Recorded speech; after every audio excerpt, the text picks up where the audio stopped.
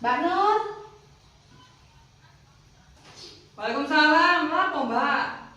Kok lapo? Biasane wayahe mbak panci. Aduh sepurane Mbak, aku burung ngono. Wis minggu meneh ae tak do beli. Sampai mbok pancet ae kulino. Angel lek wayahe bayar. Dende sama lupa akeh wesan. Wis gak apa-apa, minggu meneh ae tak do beli saiki burung duwe aku Mbak.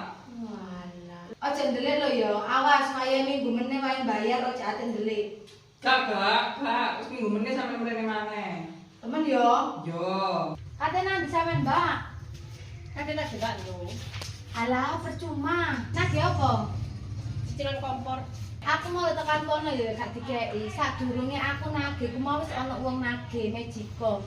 Lah bayanganku iku, beke ae aku dikeki wong sing nagih Magicom gak dikeki. Aku terus ngelujur datakno padha ae. Zong gak dikeki. Apa tuh iki? Gak wis Pancet ae wangel ya. heeh, wis aku balik wae ben wae Gak dipake. iso bayar lah sing nyicil semangkane tunggu. Makane minggu meneh ditagih serentak.